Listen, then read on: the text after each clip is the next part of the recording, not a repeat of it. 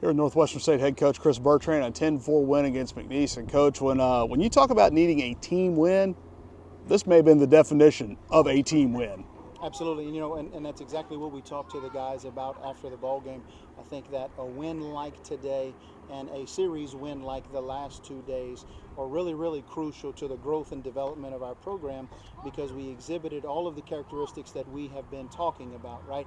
All weekend, I felt like we were responders and the guys had good responses to all of the adversity that we did face, right? I felt like all weekend we had different guys step up. I felt like all weekend the guys really did a wonderful job of focusing and concentrating on executing clean baseball, right? I thought we played complementary baseball in the last 2 days, right? All of the different things that we have been talking about, all of the lessons that we have learned through the first, whatever it is now, 25 or 26 games, we put to use in the last 2 days. We continue to believe in each other. We continue to have each other's backs, right?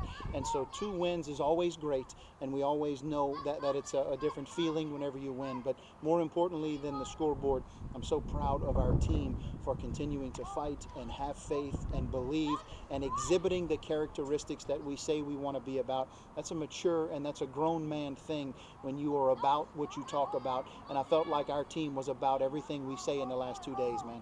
First 5 innings on a day. Again, it's an offensive ballpark. The wind typically blows out. You can see it behind you right now, still blowing out.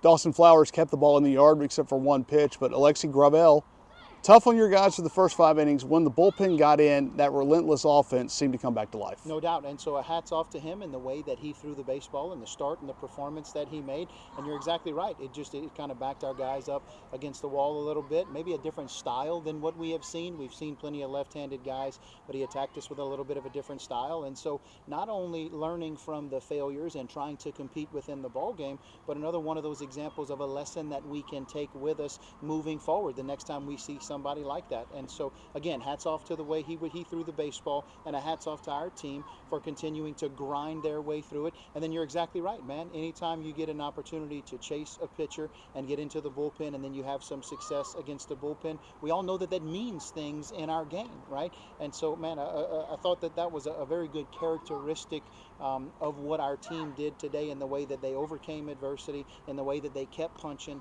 in the way that they kept believing. And not only that, but when you look at it, once we got him out of the ball game and went to the bullpen, that's when we started going to the bench, and then we continue to use a multitude of guys, which again is what we say we want to be about. Two things that people may gloss over in that 8th and 9th inning. Two sacrifice bunts, one by a guy who had not seen time all year in J.D. DePrima, coming in, laying those down. Fundamental baseball. You talk about clean execution. You do that to add on and give yourself a little bit of breathing room to get the last 6 outs from Dylan Marino. No doubt. And look, man, I can't tell you enough about those guys that you mentioned. So, JD, what an incredible job coming in and laying that bunt down, coming in and catching 2 unbelievable innings, man. A hats off to JD in the way that he continued to work and continues to be tough through everything that he's going through. And so we needed him today, and he came up, right? Especially being a little bit shorthanded with the catching situation and Bo going through some things, man. And so another guy who steps up, Dylan Marino stepping up, right? Not allowing the idea that we had something to do this weekend in the way in which we kind of mixed the rotation and tried to play a short week series and different things that we had, but he didn't balk at our idea, right? He got the baseball whenever we handed it to him, and he went out in attack mode, and he gave us 3 unbelievable innings to allow us to feel these feelings and experience this, right? And again, I mean, up and down the line, Clay Young had an absolutely unbelievable pinch hit, right? Bryce Leonard continues to do unbelievable things on the base paths while he's continuing to grow in other areas of his game, but we don't hesitate to go to anybody on the bench because we have a bench full of people that continues to believe in each other and continues to believe that whoever is called upon will do their job for the team. Coach, as always, thanks for your Amen. time. Fork 'em Demons. Thank you, guys.